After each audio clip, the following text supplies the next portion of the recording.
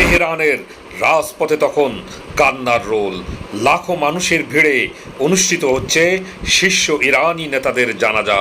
উপস্থিত ছিলেন ইরানের বিপ্লবী গার্ড বা আইআরজিসি এর সমস্ত শীর্ষ কমান্ডার এবং নূতন সর্বোচ্চ ধর্মীয় নেতৃবৃন্দ। পুরো মুসলিম বিশ্ব যখন অপূরণীয় শোকে মুহ্যমান, ঠিক তখনই পর্দার আড়ালে ইসরায়েলি এবং আমেরিকা মিলে তৈরি করেছিল ইতিহাসের সবচেয়ে জঘন্য এবং রক্তহীন করা এক মৃত্যুফাঁদ। Mossad নেইভার slip. পশ্চিমা গোয়েন্দাদের এই প্রবাদটিকে সত্য প্রমাণ করে মোসাদ এই জানাজার শোকে কোনো মানবিক দৃষ্টিকোণ থেকে দেখেনি।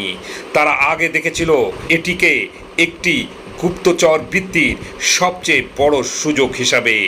আর ঠিক এই মুহূর্তেই এনডিটিভি এবং নিউ ইয়র্ক টাইমসের ব্রেকিং নিউজ অনুযায়ী নগ্ন হুঙ্কার দিয়ে ওঠেন ডোনাল্ড ট্রাম্প। তিনি হাসতে হাসতে বলেন, জানা যায় আজ সবাই একসঙ্গে আছে, এক আঘাতেই আমরা পুরো ইরানের নেতৃত্বকে মুছে দিতে পারি। কিন্তু ট্রাম্প এবং নেতানিয়াহু যখন এই মাস্টার প্ল্যান নিয়ে হোয়াইট হাউসে বসে হাসছিলেন, ঠিক তখনই আটলান্টিকের ওপার থেকে প্রশান্ত মহাসাগরের অতল গভীরে অন্ধকারের বুক চিরে ধেয়ে এলো এমন এক পারমাণবিক দানব, যা দেখে পেন্টাগনের বাঘা বাঘা জেনারেলদের আক্ষরিক অর্থে রাতের ঘুম হারাম হয়ে যায়। ট্রাম্পের ওই একটিমাত্র হুঙ্কার কড়া জবাব দিয়ে সরাসরি ময়দানে নেমেছিল শি জিনপিং এবং কিম জং উন। আমেরিকা এবং ইসরায়েলের এ চরম স্পর্ধা এবং প্রাচ্যের দুই পরাশক্তির এই প্রলয়ঙ্কারী পাল্টা জবাবের পর পুরো বিশ্ব আজ চরম আতঙ্কের ঘোরে আচ্ছন্ন। ঘুরপাক খাচ্ছে রুদ্ধশ্বাস কিছু প্রশ্ন। খামেনির জানাজার শোককে পুঁজি করে ইসরায়েলের গোয়েন্দা সংস্থা মোসাদ পর্দার আড়ালে ঠিক কী ধরনের ভয়ঙ্কর নীরব বুদ্ধিভিত্তিক গণহত্যার ফাঁদ পেতেছিল। আর সেই শয়তানি ফাঁদের সাথে তাল মিলিয়ে ট্রাম্প যখন প্রকাশ্যে হত্যার হুমকি দিলেন, তখন তার ঠিক পরপরই চোখের পলকে কেন পারমাণবিক মিসাইল উড়াল দিলেন কিম জং উন এবং শি জিনপিং। মধ্যপ্রাচ্যের এই উত্তপ্ত রণাঙ্গনে কেন হঠাৎ করে ইরানের নিরাপত্তা ও টিকে থাকার পুরো দায়িত্ব সরাসরি নিজেদের হাতে তুলে নিয়েছিল আমেরিকার এই দুই চিরশত্রু দেশ। উত্তর কোরিয়া তাদের অ্যান্টিশিপ ক্রুজ মিসাইল ফায়ার করে পেন্টাগনকে কাঁপিয়ে দেওয়ার রেশ কাটতে না কাটতেই ঠিক কী কারণে 1982 সালের পর প্রথমবারের মতো সমুদ্রের তলদেশ থেকে 12,000 কিলোমিটার রেঞ্জের বিধ্বংসী ব্যালিস্টিক মিসাইল ছুড়ে বসল চীন। তবে কি হরমুজ প্রণালী নিয়ে পশ্চিমাদের বিরুদ্ধেই এক ভয়ঙ্কর ডেথ গেম খেলতে চলেছে বেইজিং এবং পিয়ংইয়ং? আর সবচেয়ে বড় প্রশ্ন, পর্দার আড়াল থেকে এই দুই নিউক্লিয়ার পরাশক্তিকে কি আক্ষরিক অর্থেই ঠিক কী করতে চাচ্ছেন ইরানের নূতন খামেনি? ভিডিওটি শুরু করার পূর্বেই আপনার কাছে অনুরোধ, ভিডিওটিতে একটি লাইক দিন, ভিডিওটি শেয়ার করুন, পেজটি ফলো অথবা সাবস্ক্রাইব করে শেষ পর্যন্ত আমাদের সাথেই থাকুন। চলুন রহস্যের গভীরে প্রবেশ করি।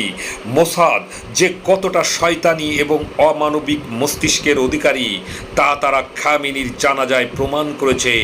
নিউ ইয়র্ক টাইমসের অত্যন্ত চাঞ্চল্যকর রিপোর্ট অনুযায়ী মোসাদ এর জানাজাকে টার্গেট করেছিল ভবিষ্যতের একটি সাইলেন্ট ইন্টেলিজেন্স ম্যাসাকার বা নীরব বুদ্ধিভিত্তিক গণহত্যার মঞ্চ হিসাবে।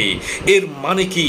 এর মানে হলো তারা এই জানাজায় সরাসরি কোনো বোমা ফাটায়নি, কিন্তু তারা এর চেয়েও ভয়ঙ্কর কিছু করেছে।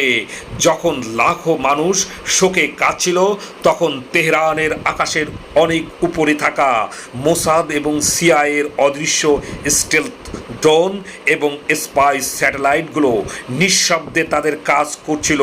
তাদের আধুনিক আর্টিফিশিয়াল ইন্টেলিজেন্স ক্যামেরাগুলো জানাজায় উপস্থিত প্রতিটি ইরানি সামরিক এবং রাজনৈতিক নেতার চেহারা মিলি সেকেন্ডে ফেস স্ক্যান করছিল, তাদের আঙ্গুলের ছাপ, হাঁটার ধরন এবং মোবাইল সিগন্যালের জিপিএস কোঅর্ডিনেট লক করছিল। ইসরায়েল খুব ভালো করে জানতো যে নেতারা আন্ডারগ্রাউন্ড বাংকারে থাকেন, কিন্তু জানাজার কারণে তারা আজ প্রকাশ্যে এসেছেন। মোসাদের লক্ষ্য ছিল এই শোককে অপব্যবহার করে প্রতিটি বিশিষ্ট নেতার একটি ডিজিটাল কিল লিস্ট তৈরি করা, যাতে ভবিষ্যতে যে কোনো সময় তাদের উপর সার্জিক্যাল হামলা চালানো যায়। আপনাদের কাছে আমার একটি প্রশ্ন, খামেনির জানাজায় মোসাদের এই শয়তানি ফাঁদ এবং তার জবাবে চীন এবং উত্তর কোরিয়ার এই প্রলয়ঙ্কারী মিসাইল হামলার প্রস্তুতি কি প্রমাণ করে না যে আমেরিকার বৈশ্বিক দাদাগিরির দিন আজ চিরতরে শেষ? নতুন খামেনির এই জিওপলিটিক্যাল মাস্টার স্ট্রোকের সামনে ইসরায়েলের মোসাদ কি এবার চিরতরে মানচিত্র থেকে মুছে যাওয়ার অপেক্ষায়? কমেন্ট বক্সে আপনার অত্যন্ত তীক্ষ্ণ এবং গঠনমূলক রাজনৈতিক মতামতটি অবশ্যই আমাদের জানাবেন। মূলধারার পশ্চিমা মিডিয়ার লুকানো এই আসল সত্যটি জানতে এবং আমেরিকার এই চরম অহংকার পতন অন্যকে জানাতে ভিডিওটি এখনই আপনার টাইম লাইনে শেয়ার করুন। বিশ্ব ইতিহাসের এ চরম ক্লান্তি লগ্নে পেজটি ফলো অথবা সাবস্ক্রাইব করে সব সময় সত্যের পাশে থাকার অনুরোধ রইল। দেখা হবে পরবর্তী কোনো রুদ্ধশ্বাস এবং তত্ত্ববহুল জিওপলিটিক্যাল বিশ্লেষণে। ধন্যবাদ।